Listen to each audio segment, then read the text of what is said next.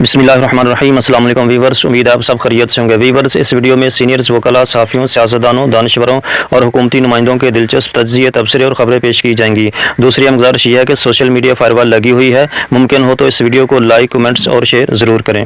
میں حکومت پاکستان کا مہمان تھا، سامان زیادہ ہو گیا تو پی آئی اے کا سی او کہتا ہے آپ کو 50% ڈسکاؤنٹ کر دیں گے، انڈیا ہوتا تو فری ہو جاتا۔ میں نے کہا دینا ہے تو فری دیں، میں نے ٹھکرا دیا ڈاکٹر ذاکر نائک۔ جس دن مجھے یہ یقین ہو گیا کہ یہ پارٹی قیادت نے عمران خان سے غداری کی ہے، آپ مجھے ہر لحاظ سے مروت سے آزاد پائیں گے، مگر اس دن تک مجھے اور آپ کو اپنا ذہن تمام امکانات کے لیے کھلا رکھنا ہے۔ بدگمانی گھن کی طرح ہوتی ہے، اپنی سوچ کو بدگمانی کے سائے سے محفوظ رکھنا ہے، اور عین ممکن ہے یہ ہمارے خلاف بطور ہتھیار استعمال ہو رہی ہو۔ مراد سعید۔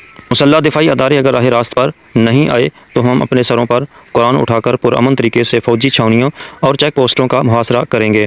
ہم قرآن کا واسطہ دے کر ان سے مطالبہ کریں گے کہ وہ ظلم و زیادتی کا راستہ چھوڑ کر عدل و انصاف کو اپنائیں۔ مولانا محمد خان شیرانی۔ مجھے بتایا گیا کہ جس کمرے میں بیٹھے ہیں شاید وہاں نیتن یاہو آئیں، دماغ سے تھوڑی سی ارک ریزی کی کہ اس طرف سے راستہ ہے، میں اپنا منہ اس طرف سے کر لوں گا تاکہ وہ مجھے نہ دیکھ پائیں، دیکھیں بھی تو گزر جائیں تاکہ مجھے ہاتھ نہ ملانا پڑے۔ شہباز شریف۔ کیا شعبدے بازی ہے۔ حکومت کو اچانک یاد آیا کہ کے پی کے ہاؤس کی تعمیر میں بلڈنگ رولز کی خلاف ورزی ہوئی تھی، اس لیے اسے سیل کیا جا رہا ہے۔ اویس منگل والا۔ کبھی کبھی ہمیں شرم آتی ہے، ہم ایسے لوگوں کے لیے تحفظ مانگ رہے ہیں جو خود سوئے ہوئے ہیں۔ اب ایسا نہیں چلے گا، اب ججز کو بھی بولنا پڑے گا، سامنے آنا پڑے گا۔ صدر بلوچستان بار ہائی کورٹ افضل ہریفال۔ جس وزیر اعلیٰ کی اتنی جرت نہیں کہ وہ سچ بول سکے، وہ کیسے عمران خان کو باہر نکالے گا؟ فواد چودھری۔ اسلام آباد میں پاگل پن اپنے عروج پر پہنچ گیا ہے، وفاق میں ایک اکائی خیبر پختونخوا ہاؤس کو سیل کر دیا گیا، کیا جان بوجھ کر علیحدگی پر مجبور کیا جا رہا ہے؟ فہیم اختر ملک۔